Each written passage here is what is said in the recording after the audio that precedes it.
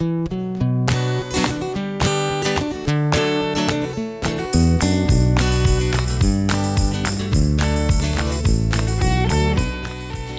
the Underpowered Hour. On this week's show, we're joined by Chris Walker to talk about off-roading, Rebelle rallying, and worldwide adventures. And now, without further delay, here's the show.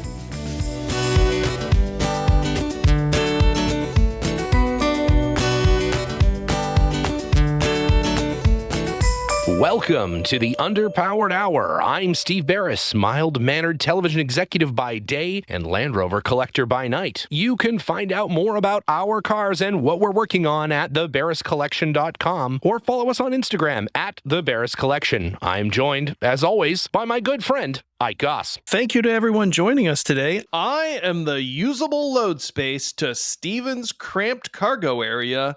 I'm the practical rear end of podcasting, Ike Goss. I own and operate Pangolin 4x4 in Springfield, Oregon, where we live and breathe Land Rovers. Check us out online on Facebook, Instagram at Pangolin 4x4. Let's get started. All right, Ike and Jenna. Well, we have a super special episode today. We're going to jump right into it because we have our good friend Chris Walker from Overland Training Canada, from the Rebelle, from the, he is really... He's everywhere. He's everywhere. He's everything to everyone.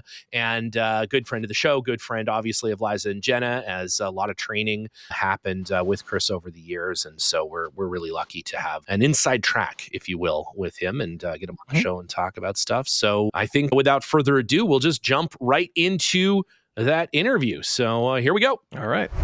Well, we are here finally with international celebrity and all-around good guy, Chris Walker, who owns Overland Training Canada and is the director of training there, amongst literally hundreds of other things. I have a question list on my right-hand side here. We had to bring in some extra equipment to be able to roll it down onto the floor. It's such an incredible wealth of experiences, of knowledge, and everything else. So, Chris, thank you. I apologize it's taken us so long to get you on the show, but we put Jenna on it, and it happened inside of a week. So we were just goes to Ike and I's credit of not being great at scheduling things. But welcome. And thanks for joining us. My pleasure. Good morning. So first off, let's start a little bit about, for those few who haven't experienced Overland Expo or have maybe participated in the Rebelle Rally, have done some kind of off-road training, maybe got to a Land Rover experience, and may not know you. Give us the elevator pitch on Chris Walker. Sometimes I ask that myself. I'm going to go for the humble approach. So if we look at the off-road industry, I'm a relatively newcomer. I mean, I've been in the industry now for probably 11, 12 years, but in the grand sense of longevity, especially with some of your previous guests, like the Camel Trophy folks and lots of other people like that, I'm a fairly newcomer. However, I've been very lucky through my own drive and determination, but also being presented some amazing opportunities that I created and had a really diverse background in this industry alone, and post some of the other stuff that I've done in my life, which has some relevancy to what I do now. So I own the company Overland Training Canada. We started that about 11 years ago. And essentially we're a professional off-road education organization that predominantly works with industry, heavy industry, educating people in the use of vehicles, machines, ATVs, snowmobiles, snowcats, light to medium duty vehicles in the workplace, but also within a lot of other aspects to do with things like the Rebelle Rally, Overland Expo, the off-road rallies up in the Pacific Northwest, working with vehicle manufacturers, equipment manufacturers, expeditions, film, the whole 9 yards. So it's pretty broad, but like I said, a fairly young career compared to some of the people that I look up to and have been mentored and taught by. Nice. Yeah, they were training people on chariots, some of those folks. Yeah, they were before. I'm not going to say that to some of them. I wouldn't get away with that. Yeah, a few cases. Jeff Aronson has been writing articles about them since it was horse-drawn Land Rovers. He's a fantastic guy. Yes, he's a huge friend of the show and a wonderful, wonderful individual. So let's dive into it a little bit. So what's the story behind Overland Training Canada? What inspired you to say, listen, we need to train these Canadians. It doesn't sound like you're a native British Columbian. What inspired you to set that space up and to start training people to do that work? Well, I think there's several ways I can approach this. You know what? And just for clarity, we don't just operate in Canada. We're an international organization. This year alone, we've been in Morocco, the US, Canada, UK, all sorts of places. So the inspiration behind the creation of the company came about through my background. I have a background in sports science, performance coaching as a degree. I spent a long time in my career working in the outdoor industry. I mean, that's my primary focus in terms of career. So I've worked with mountain rescues, before the rescue, teaching a whole variety of things in the mountains, on the oceans, and on the rivers there. So I moved to Canada 18 years ago.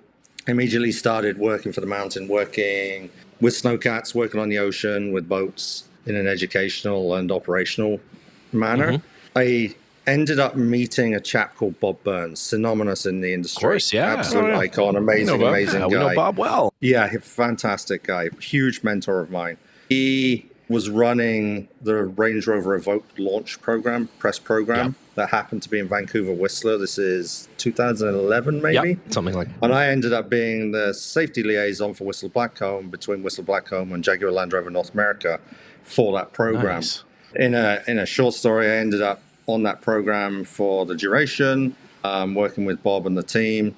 And for some reason, Bob liked what I was doing, and there was an opportunity on the Land Rover Experience mobile team for North America that he invited me to join and see how I fared. And then that led to many, many years with that team and the iconic people on that team.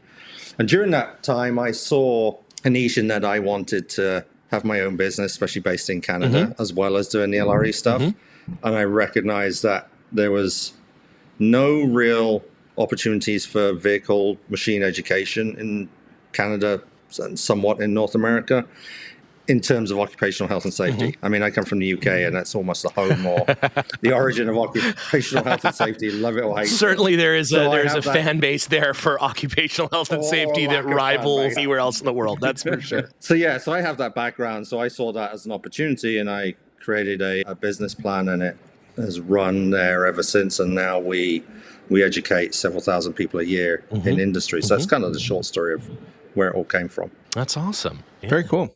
Yeah. So is that your origin story with Land Rovers in addition to your origin story with your business, or did that come about previously? No, I'm a Brit, so I have green blood. It runs in my veins.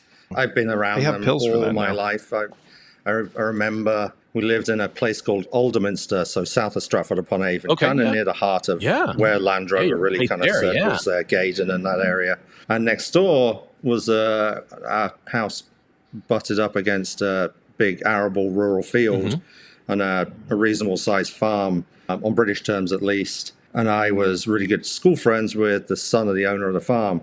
Anyway, the owner of the farm had a handful of Land Rovers, as every farmer did in those days. And I ended up playing around in the farm. I was probably 10 at this age, in the farm, helping the farmer do all sorts of stuff, rattling around in old Land Rovers. And I think one of the very first vehicles that I remember driving was an old Series 2A, I think it was, from the farm. Nice. And that's really sort of where the affinity started. And then I guess the other part, we have a family cottage in Daniel, North Wales, 15 minutes for Treth Koch, Red Wolf Bay, which is, as we all know, the iconic beach that the Wilkes brothers spent some time on with their very early Land Rovers. Neat. That's very cool. Yeah. Oh, that's awesome. So how is it that you came then to be, and I guess this is for about the last 5 years, in charge of the training program for Overland Expo? Where did that relationship start? Well, that's an interesting story. So Overland Expo started many years ago. Jonathan Roseanne and a handful of people created Overland Expo. And right out of the get-go, some amazing people, Nick Taylor, Graham Jackson, Andy Dacey, Duncan Barber, Ken Cameron, started an organization called 7P Overland. Phenomenal trainers, phenomenal organization. They ran the training for Overland Expo for a long time.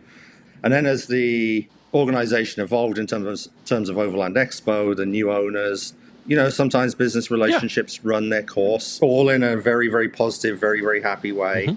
and 7P decided to move on to do some other work and take some other opportunities and focus elsewhere. And within 12 hours, not even, I think, I got a phone call directly from the new owners of Overland Expo to tell me that I need to take this job. And I mean, as a backstory, I done lots and lots of work with 7P, so I was there teaching at Overland Expo anyway with 7P in the training area, so I was already super familiar, knew the organizations, knew the owners, knew the operations, so seemingly I seem to be the best fit or the best person they wanted to call, which is a huge compliment when you look at so many other people out there in the industry that have done amazing things before me around me. So some awesome pedigree. And yeah, absolutely.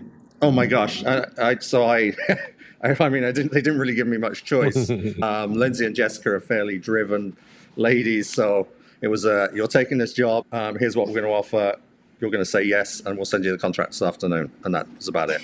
I love it. I love it. And you are involved, obviously, with more than just that group of very driven ladies, as Jenna and Liza are very familiar with you, of course, because of your work with the Rebelle Rally, of which we are, of course, huge fans of, and Liza participants in, and sponsors, and all that sort of stuff. So maybe let Jenna, as she has much more upfront experience with you in that venue, sort of talk about that for a minute. The Rebelle Rally is probably one of the highlights of my career in this industry, but B, every year. I'm very, very lucky. Emily Miller, the owner and the founder of the Rebelle Rally, and I are very close friends.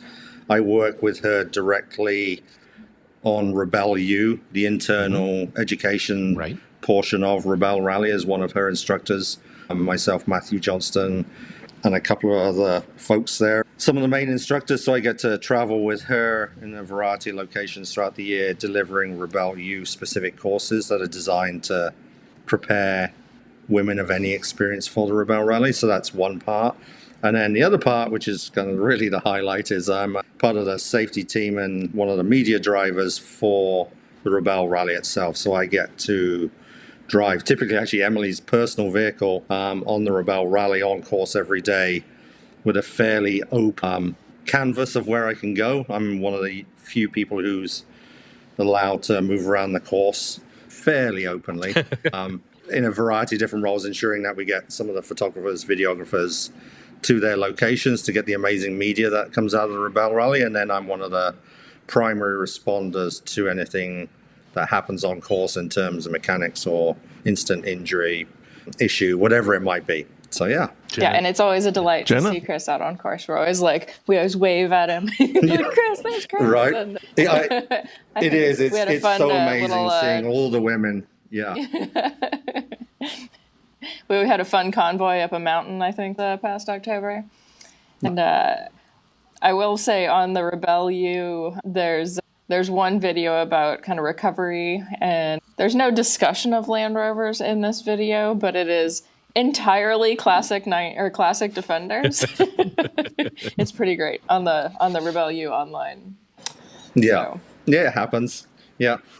It's good to see a whole variety of cars out there. It was great to see you two out there in the 130 this year, which was really, really fun to see. And then it's really good to see old Toyotas, old Land Rovers out there. And I think that's really the beauty of the Rebelle. It's accessible to anyone with any kind of vehicle, and it's really focused on non-modified vehicles. So the playing field is fairly leveled in that way, and it comes down to really, which is what Emily wants, the skill and the determination and the drive of the navigators and the drivers in the women teams there. That's super cool. Chris, in that there's one of the Rebelle U videos online where you're doing recovery, and it's up there. It's up at your in BC, and it's like all fun older defenders. So is this your personal fleet? Can you tell us about I wish that? I had a fleet of old Land Rovers. No, you don't. Actually, no, trust me, you don't. Yeah. No, I don't. Well, I do and I don't. I know the consequences. The LR4 that I was with was Penny Dale. That was her personal car, and Penny Dale is one of my instructors. She also owns her own business in terms of graphic design. That's kind of her normal world. But she's also a multi-year Rebelle Rally competitor and a Rebelle Rally winner. She Oh, wow. won with Shelby Hall in X-Cross in a Bronco Sport. Right. First year the Bronco Sport was out, so that's really cool. So she has a really unique insight into the Rebelle Rally. And then I think the other cars, was there a Series 2 Discovery there? And was there a green 130? I don't remember. I remember the video, but I can't remember the cars. Yeah, I was thinking there were like 2 or 3 classic Defenders in there, and then a couple of other more, like the LR4 and maybe a Discovery or something. And I think mine was there as well. I have a handful of friends in that I spend more time personally in the woods with, enjoying camping and driving and what have you. And most of them are old Land Rover fans. I mean, I like all brands of cars, really, from modern to old. But my affinity, being a Brit, is definitely the little green badge there. You can't help it. Tell us about your Land Rover, Chris. My current Land Rover is a Defender 1996. It was originally an Italian Carabinieri car, so an Italian police car. I was looking for a vehicle that was no corrosion, no rust. And I was really lucky. I got in before the kind of explosion in price and the explosion in sourcing these vehicles. So I imported mine from Italy via the UK. It came with an interesting motor, and you might have to correct me because my memory's a little vague. It had that old 2-liter Rover T16 engine in, is it? Which has about as much torque as a small hand blender. Yes. Would barely climb a hill, but it would rip along on the flat roads. I think when the Italian police force ordered those cars through the SV division of Land Rover back in the day, Italy had huge taxes on diesel, so they couldn't order vehicles at 200 TDI, 300 TDI. Right. So they had to have it converted in the factory to this petrol engine, gas engine. Right. So anyway, that arrived. It was clearly not going to cut the mustard for what I wanted it to do, so put it back to its roots, and there's a 300 TDI in there now. And actually the conversion was ultra easy. It was one wire on the wiring loom that just needed moving in a pin socket. The engine mounts were moved, but everything else was all exactly the same. Same transmission, same gearbox, 380, LT230. Straight in a slightly different bell housing, so that was changed, but it was a very, very simple conversion. And I wanted to put it back to factory as it was intended. specs. As it was intended. Yeah. Exactly. And I've done nothing with it other than, I think there's a rear tire carrier on it just to save the door a little bit. Just a suspension leveling kit, standard 2-inch HD kit, same size tires, and that's it. Yep. So it's a very, very standard little car that I've driven all sorts of places and all sorts of fun trails. I love the ability to be able to take stock old cars to places that modern cars go, but sometimes I think there's just a bit more, I don't know what the right word is, a little bit more culture in driving. Yeah, maybe. Actually, you know what? I'm really confident in that little car. Almost more so sometimes than some of the modern stuff. But, Right. I love the ability that you have to drive an old car like that with open differentials with skill to go to places that modern cars go. Now, I got a question for you. Speaking of trails, do you have any recommendations on places to explore? Ooh, I mean, narrow it down somewhere. Yeah, just like, it's your like your favorite, top- whatever. All right, It doesn't have to be- one of my Yeah. favorites. Yeah. Yeah, like Okay, what's some of my one that blew favorites. your skirt up? Let's What's go one that for Wales was really to start exciting? with, just because people probably don't talk about Yeah, that too not much. at all. So in the UK, there's not a whole lot of off-road opportunities just because land use rights and what have you. There's a huge act called the Right to Roam Act. So people can walk and hike and horse ride. Lots and lots of places all over the UK. The path and network system is amazing, but in terms of driving, it's very, very limited. So one of the most iconic trails is a trail called Strata, Florida. And it is sensational. It starts in mid-South Wales near the Senny Bridge military grounds, a little further north than that. And it runs its way up central Wales through the mountains and ends up in Llawen, Eland Valley Dam area, which is quite a remote part of mid Wales that doesn't see too much visitation in terms of foot traffic and vehicle traffic. But it's just a classic day trip with amazing terrain, heaps and heaps of water crossings, and just beautiful wild scenery. It just makes them smile. And then you end up at Strata, Florida, which is an old abbey, and you're going to forgive me if I get the date wrong, but the abbey originated in something like the 11th century, 12th century. Wow. So you end up with this amazing trail ending up in this really cool piece of old history as the ruins of this abbey there. That's awesome. Just a beautiful day out. It's one of my favorite days. And it's a 1 day trip. Yeah, I mean, you can camp on it, no problem at all. I mean, I think if you were an inexperienced novice driver, it might take you a day or two, or a really long day, and there's some really nice little camping spots in the woods there. But someone who has some driving experience, You'll be all right. without rushing at all, an easy day. It's more just it's a long distance on little single track country lanes to get to. Right. So it's just a duration, a location. Right. Very cool. That sounds Yeah, you don't really lovely. think about That's one of my like favorites. you don't really think about like off-roading in Wales, but it's funny because we were just over there just recently, Eliza and I, and that's what Mike Bishop was doing. Like the day after we saw him, he, unfortunately we had to get into London, but he was off to Wales for a couple days of off-roading out there. So yeah, it sounds fantastic. I would love to next time we're gonna go for sure. It's so pretty. I don't think people understand how pretty bits of the UK, well, all the UK, but places like those bits of Wales or the Peak District or the Lake District, Scottish Highlands, it's staggering. Another trail just somewhere in North America. I mean, there's classics. There's the Alexander Mackenzie in BC. There's Whipsaw in BC. The Rebelle rally terrain is just staggering. Yeah, incredible. The west of the US is It's really lovely. Yeah. oh my gosh. Washington Backcountry Discovery Route, Oregon Backcountry Discovery Routes, the road to Tuktoyaktuk, the Dempster. Yeah, let's talk about the list goes Dempster on for a and second. on. Not a lot of people have done that particular journey. Where did you start? Did you start in British Columbia or in Upper Alberta or? Yeah, so we did a trip. I've done it a few times now. Yeah. So myself and a chap called Ray Highland and a friend of mine, partner of mine, took 2 old Land Rovers, mine, Defender 1996, and Ray's Classic 78, I think it might have been. Okay, yep. Classic, yeah. All the way to Tuktoyaktuk from the US border. So we came up with an idea, actually a funny story, that we wanted to drive from the US border all the way to the Beaufort Sea of the Arctic Ocean using the new road that runs from the tip of the Dempster from Inuvik to Tuktoyaktuk. Yeah. At the time, that road was in construction. So it wasn't open to the public, and it wasn't going to be open to the public for about 3 years, 2.5, 3 years. So Ray and I are sitting there in his house, having a cocktail, having some dinner with his lovely wife, Marianne. We come up with this harebrained idea, and I was like, I really want to drive to Tuktoyaktuk. I want to do this new road. Ray's like, well, let's do it. It sounds great. I mean, tequila in. Yeah, of course. And scotch in, where everything's possible. Ready to go, nice and warm, ready to go, yeah. Exactly.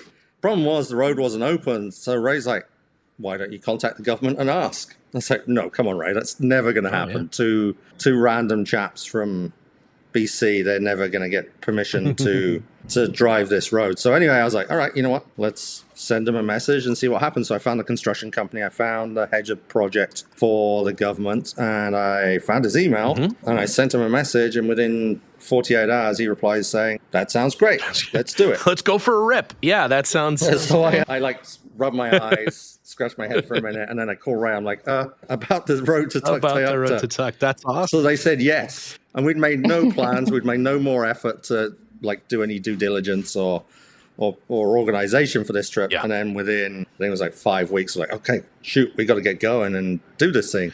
Now, Ray did you go summer or winter, I guess, or as the high northerners say, summer. Did you go ice road or ferry?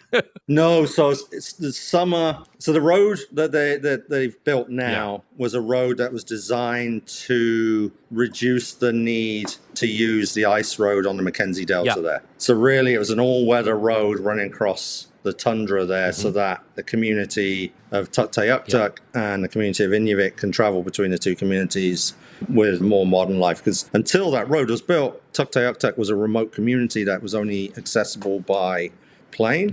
Or by the ice road in the winter, or by 2 barge deliveries in the summer. So they would have all of their supplies for their entire year, food, clothing, medical supplies, you name it, that was brought in by those methods. And as society was evolving and the community was evolving up there, they decided that an all-weather road would be a good option, an extension to the Dempster. So that was the portion that we wanted to do. We wanted to be the people that would drive that road for the first time.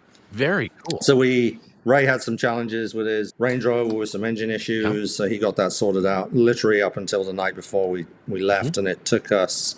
We left from Peace Arch, US border there, and drove all the way north to Dawson City, Yeah. lots of other places on the way, lots of off-roading on the way. I think the trip up there was about 2 weeks. Nice. Old, slow Land Rovers, uncomfortable. Yep. And we got to the classic Dempster there, drove to Dempster, stayed in Inuvik for the night, met the chap from the head of the project the day before we were dated to go on this road. We're in his office, got some great pictures, had some amazing conversation, but the weather was terrible. Oh, yeah. Because the road was so early in its construction phase, the road was really, really wet because of the rain and too soft for us to drive. So we'd driven for 2 weeks to get there, with this highlight being the Arctic Ocean and Tuktoyaktuk. And he's like, nope, you can't go. Like, oh my gosh. Okay, what do we do? So he's like, well, let's do this. Let's meet again in the morning, because I hope and I suspect that the wind and the cool weather that we're going to have over the next 24 hours will dry the road out. And the road dries out pretty quick because it's designed to shed water and not absorb it. So it has a firm base to it. So we're like, okay. So we go find a hotel in Inuvik, which is hard in its own right. Yeah, exactly. Not exactly a bustling metropolis. No, exactly. Pretty place, cool people. So we go find a hotel, go back the next morning. And he's about to give us permission. And he's like, actually, what are you guys driving? He hadn't asked that question up to this point? No, he was literally like, yeah, you guys can drive it. And why do you want to drive it? So we were writing for the Royal Geographic magazine, which is one of the parts to being allowed permission to go there. And he comes down and says, like, oh, you guys have 4x4s. We're like, yes. So we talk about a little bit about our history and what we've done. And he's like, oh, perfect. Yeah, you guys can go. Let me go get your escort. So it was a construction worker or manager who escorted us on the road for the day. Literally in a Ford Escort as well, which is just speaks to the capability of that vehicle. An old Cortina or something. Yeah, that would have been great. Very very British. So no, he was in like I don't know, whatever it was, an F-150, F-350. Giant pickup, construction pickup truck. Yeah, exactly. So he had to escort us. And we drive to the edge of Inuvik to where the road starts, and there's literally like a gate you would see at Fort Knox. So it's huge, massive iron gate, huge padlock on it, or several padlocks on it. He unlocks it. Takes 3 of us to push it open. We drive through, and the gate clunks behind us, and we're sitting on the brand new road. Now you're in Jurassic like I said, Park. It was almost, Actually, it's we were so early in the construction phase. Most of the road was just its lower. Like main construction bed there. And it's 150 kilometers, 120 kilometers from Inuvik to Tuk. Yeah. So we drove that road, and the scenery was just staggering. And being the only people out there, other than the construction crews here and there, it was magical. Yeah. We arrive at the north end there into Tuk on the Tuktoyaktuk on the outskirts of the little village there. Another big gate. We go through that. He comes through and he's like, I'm going to go get a coffee with one of my buddies, and then I'm going to head back. You guys are staying overnight and can camp, and I'll come and meet you at 10 a.m. the next morning, and then we'll escort you back, and there we go. Nice. So the gate swung behind us. We said goodbye to our escort, lovely chap, and we spent a few hours driving around town, just taking pictures, looking, and very quickly the word gets out, and very quickly we're the word of the town. Because they're all sitting there scratching their heads. How did you get there? How did we get there? We didn't see a barge come in. So there's 2 old Land Rovers driving around their town. And we ended up out by the point there where that old boat sits. It's an iconic little spot. Just taking some pictures, chatting and what have you. And half the town is coming around to see us. Super awesome people, really, really nice. We ended up talking to like the head taxi lady, and she ended up showing us around town, showed us around the community, talked lots about the history and the culture, and we spent lots of time talking with them about what they thought of the new road. There were lots of people really pro the new road, but lots of people were really scared of the new road because they were scared that once the gates were taken down, what would be the effect on modern society on this quite old hunting subsistence community. It's going to be more rickety old Land Rovers. Right. Albertans. And I think that's exactly what's in happened. Rusty old Land Rovers. We can't help ourselves. And all sorts of RVs from Cruise Canada, Cruise America, all that kind of stuff. Right, those but stupid I think RVs. the big concern was drugs and alcohol. Yeah. That's exactly right. Yeah. And half the reason the big gates were there was because they didn't want people on that road too early. because the road's just not designed that. So 99.9% of people are amazing. We had a little run-in with one lady who was really mad at us because we were allowed in, and why couldn't she leave to go to Inuvik and buy a case of beer? Yeah. It was a dry community at the time, and for them to ship beer in via the plane, they'd have to smuggle it in. It would cost several $100s, apparently. So she was mad about that. The RCMP showed up, 2 community officers, and they were lovely, but they're like, how the heck did you get here, and why didn't we know about this? Right.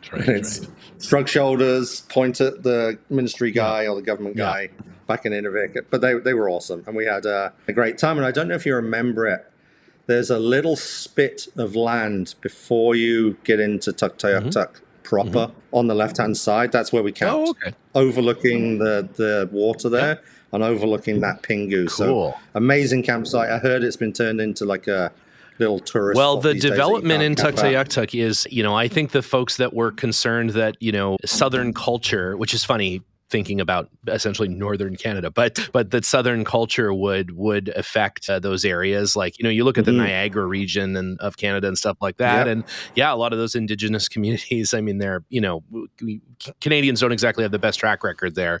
And it's a much more, mainstream industrialized place, which is, it's too bad. I think there's very few places that are completely untouched. Obviously, Alaska, you could drive from one side to the other. In fact, Ike and I are going to take monkey bikes all the way from one south to north and back, I think. Awesome. Yeah, it'd be great. Right after we in fact, we're just going to jump out there right now. I'm going to head up there. But it's interesting, and it's so cool that you got to be there, sort of before it was, open to be something that just anybody could, take the time. It's not a quick trip, but to take the time and go and do it, that's super cool. I think that trip for us was 6 weeks. So we were just there overnight in Tuk. We spent time in the community talking to them about their hunting, looking at ulu knives, talking about how they live and survive and the culture there and all that kind of stuff. And then we ended up, by choice and by plan, heading back south. We took one route up and a different route back. I mean, it's one of my favorite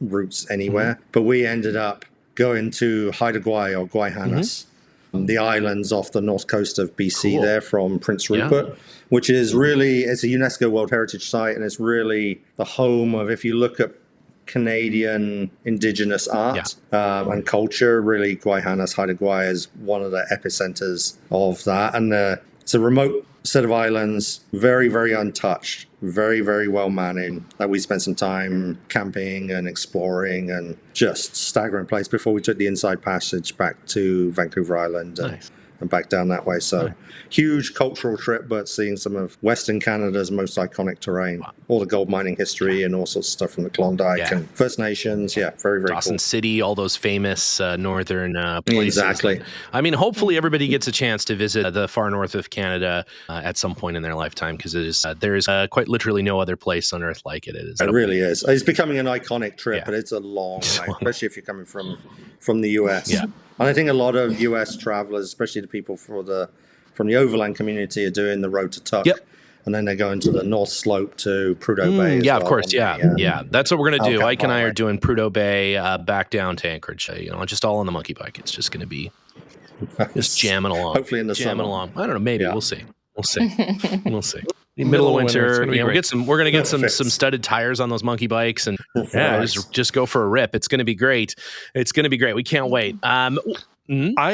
I'd like to switch gears just for a second and go back to overland training. I got a couple of a pair of questions related to that.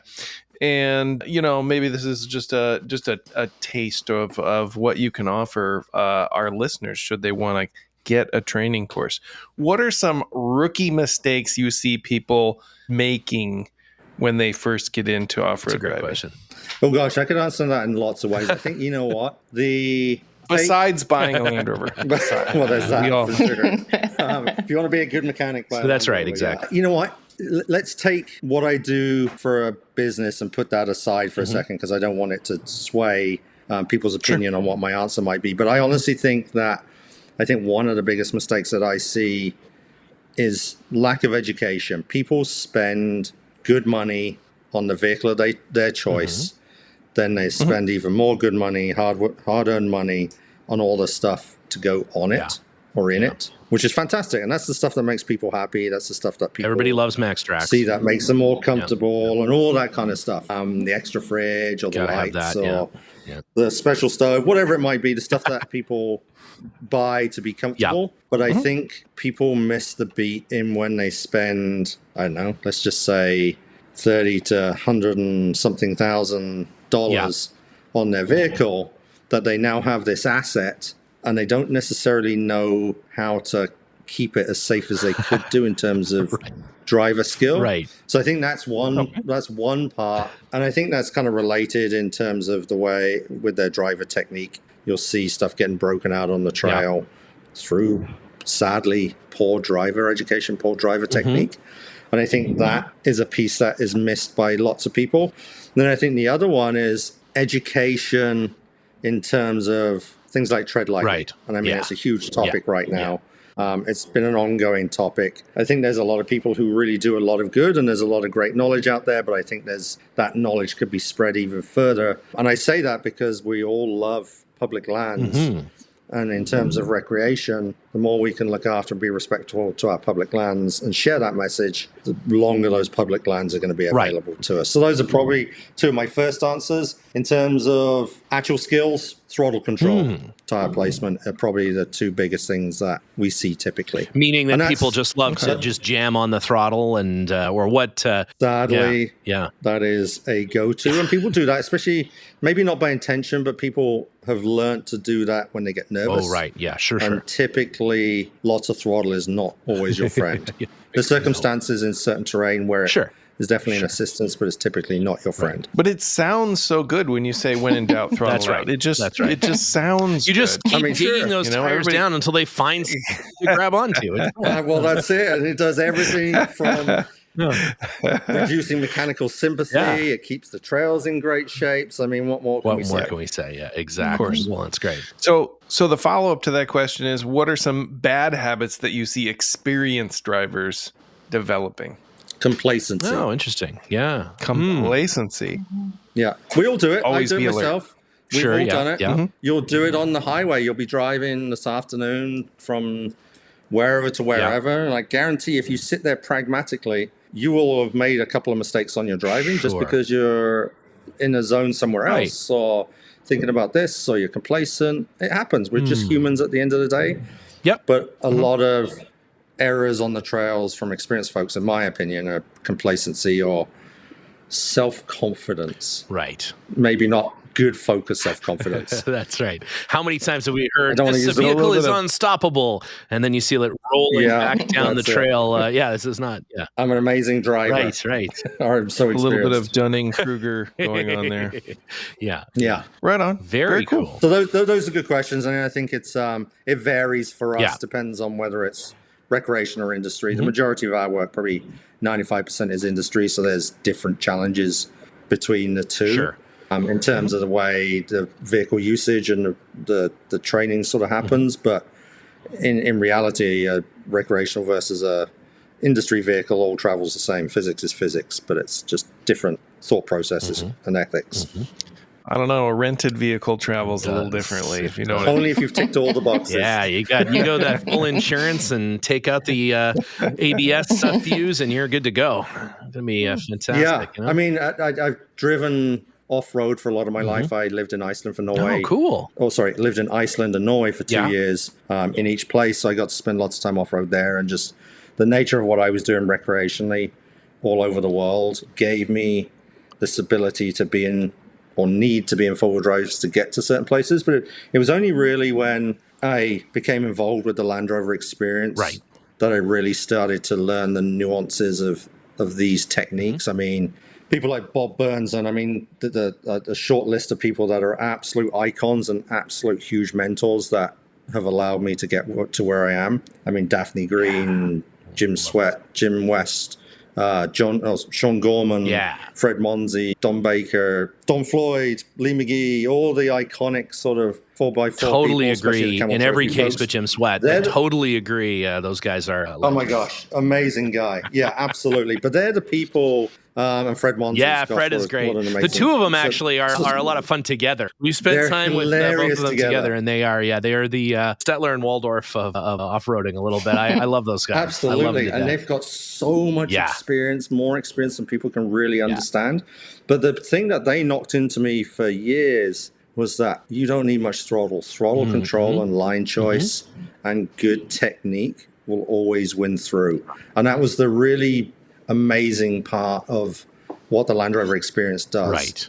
You can take amazing stock vehicles on street tires to epic places. I mean, those guys have guided vehicles in Moab and across Colorado and further afield. Range Rovers on 20-inch tires on street tires on some of the most iconic trails in those places with ease, purely by good driver technique. And people will look at those kind of stock vehicles and be like, you can't do that with that. Yeah, right. It's not modified. Doesn't have big rubber tires on it. Yeah, you can when you know what you're doing with the good technique. So they're iconic for those skills. And I wish more people would see some of those skills and experience some of those skills, because I think it would help people's personal driving ethics and ability to enjoy their vehicle in amazing places. To have a good time, and not get not get bound up on something right away. Yeah. Oh, that's great. That's great advice.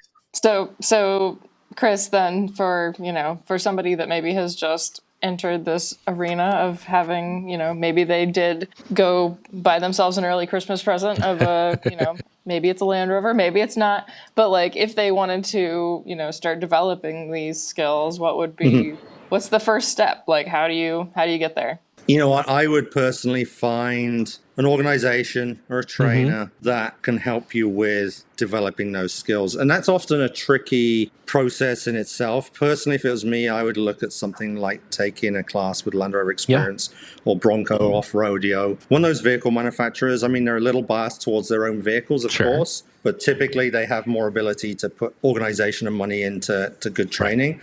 After that, find a good trainer.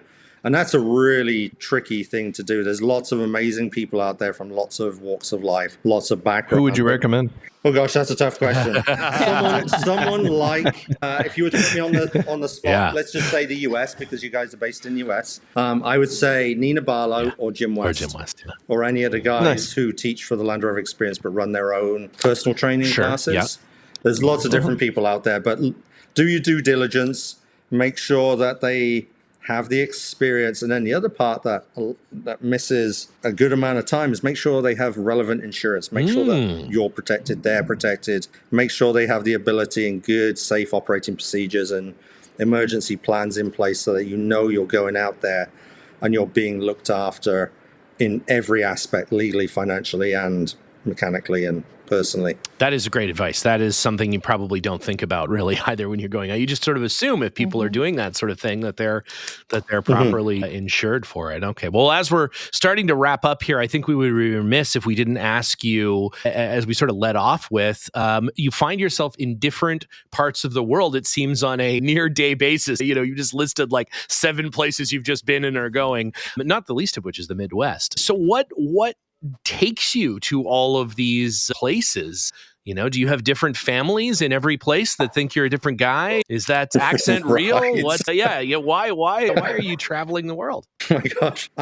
Most of it's work. Just the diversity of what my company does is we operate in lots of different environments. Cool. I mean, this year alone, I was in Morocco with an expedition, with some guiding there, with some exploration there. I was with the Trans-Global Car Expedition, which is a really interesting expedition.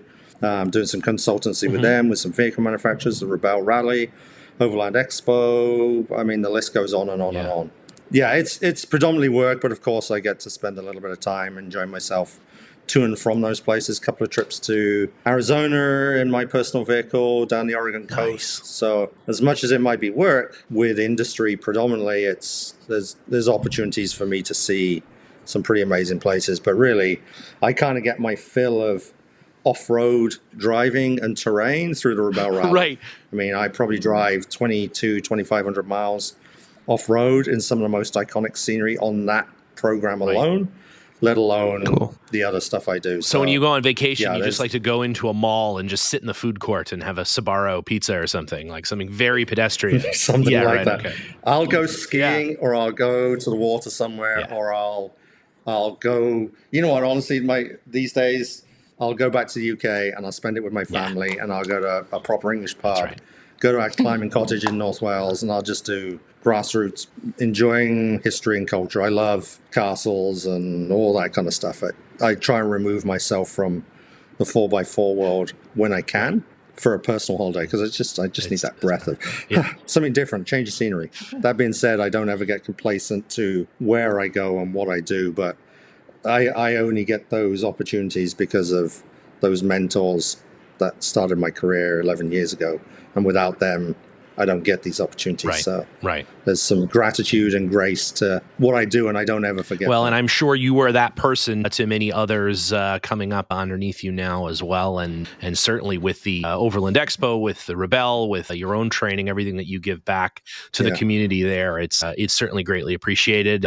Having folks invest in themselves and not just in their max tracks, I think is maybe the advice of the year. I think that's something that a lot of people don't think about, that you can prepare your vehicle all you want, but if you're not prepared, then it doesn't matter. You know, it's as cliche and as ironic as it sounds, a little bit of investment into yourself and some education, or your group with some education, will often, not always, but often save you money in the long run, which will allow you to go on that extra trip, have some more fuel money, buy that extra piece of kit that you've been waiting to save up for. So as much as it seems that outlay of several $100,000 for the education, you'll probably recoup that fairly quickly and be able to use it elsewhere. That's several hundreds or thousands of dollars, not several $100,000.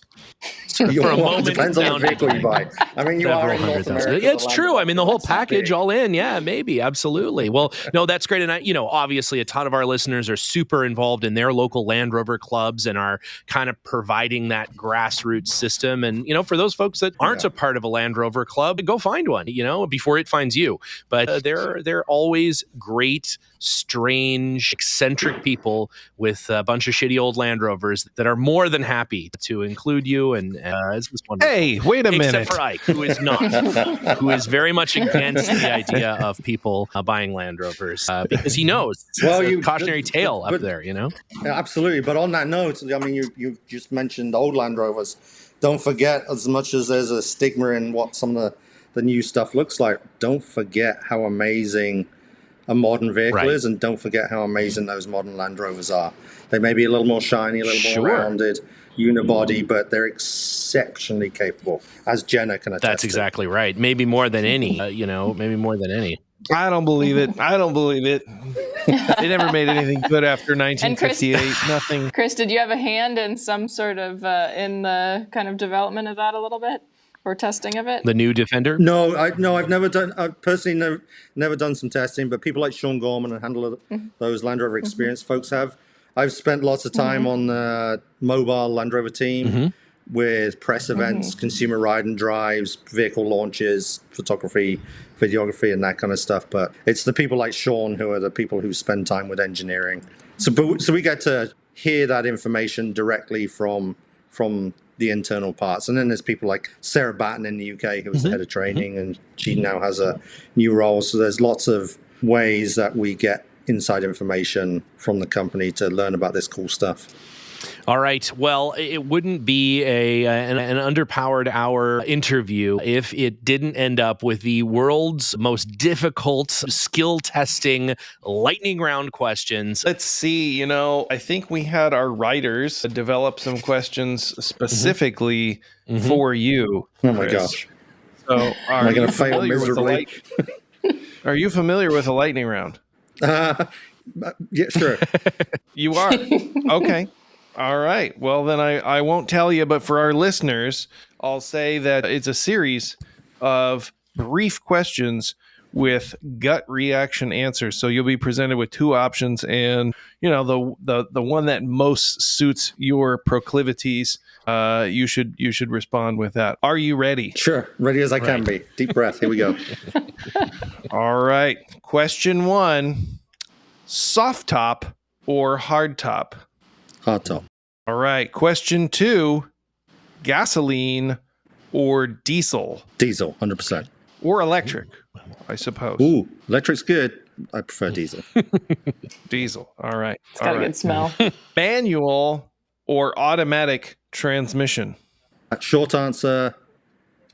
Ooh. It's difficult. It's difficult. Quick answers. Old Land Rover, manual, new car, auto. Okay. Kind of a cop-out. Kind of a All cop-out. right, But fine. We'll allow it. We'll allow it. Yeah. We'll give it to you. All right. Half point. Tangiers orange or bronze green? Green, 100%. All right. And the best way to remove gear oil from your underpants? Don't, because you're going to get more on it. Just let it ride. I like it. So Yeah, just leave it. Just Exactly. let it ride. All right. Waterproof lubrication. There you go. All right. I like it. 5 for 5. That is the correct Land Rover score. Well 100%. done. Yeah, well done. And Chris, hey, thanks for the time. We really appreciate it. It was great chatting with you. And please come on again at some point in the future, as we got through about 3 of my 300 questions. And hey, let's go drive some shitty old Land Rovers sometime. So if you find yourself in Oregon or Los Angeles, come on down and we'll hang out for sure. We will be down there next year, 100% with Expo and a bunch of other stuff. So we'll meet up then. We'll do some pleasure. on-site at the Overland Expo for sure. We'll do some content. 100%. Yeah. All right, sir. Well, thanks again. Thank you. And yeah, be well. You too. Thank you, guys. All right. Well, man, I really hope we do get to do something with Chris soon. I hope we get to go camping or snowmobiling, or we didn't even talk about the fact that he does like snowmobile training.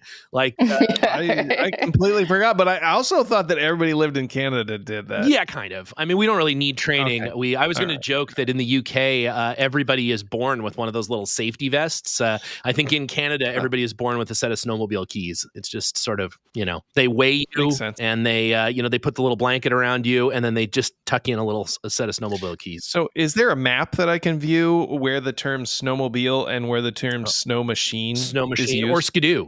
Quite frankly, where I'm from, we call them skidoos. It's just nobody Skidoos? knows what you're talking about when you say skidoo. So Yeah. because it's a ski. Well, It's I was a curious. ski-doo, but just like a sea-doo, but we say skidoo for some reason, like one word. We got to have that map. That map's going to be in the show Yeah, notes, so look out for that. We're gonna get ChatGPT on generating that map for us right now.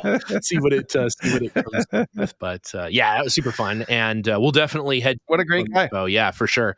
We're gonna do something at Overland Expo. We're gonna do something with Chris, and we'll make sure we make that content available to the world. As I don't know why, but that's what we do. Speaking of content available to the world, if you haven't checked out our YouTube channel yet, head on over there. There's some really cool stuff. There's fixing stuff, there's tool stuff, there's travel stuff, there's the video version of this podcast so you can see what everybody looks like.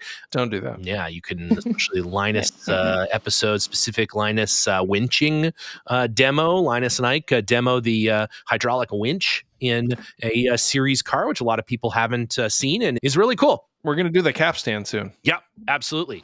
And there's Tip Top Tarp tips on there. If you want to look at those, Jenna has created some incredible tarp fashion, and you can check it out on the YouTube there. Look at Ike modeling all the different. You could even own some of it. You could if you want. Yeah, we're gonna. So everybody enter the sweepstakes. Otherwise, we're gonna send you some tarp clothes that Ike wore in the woods. So. Enter that sweepstakes. And It's gonna be great. if you're looking for that perfect gift, tarp or not, for a family member that, maybe you don't really care for that much, head on over to the Underpowered Hour store. It's got all kinds of Tiny Ike merchandise. We've got stickers and books and all kinds of things. You should also, we could at some point maybe even do some sort of raffle or prize or I don't know, something for, I know there's a Defender trophy vest at our house that, could be a really great, It's true, and it is Team 9. Buddy, I can attest to that. At one point, Ike was just drenched in sweat as we walked around the entire perimeter of an off-road park for the better part of a day. Hey, you know what? Get on over to the old YouTube very soon for that video as well. Our new editor, Phil, is hot on the trail of the both Destination Defender and Defender Trophy videos. So make sure you head over to that. Otherwise, great to see you two as always, and hope everything's wonderful up there in the beautiful state of Oregon, and talk to you guys next week. All right, Steven. See you soon. ciao.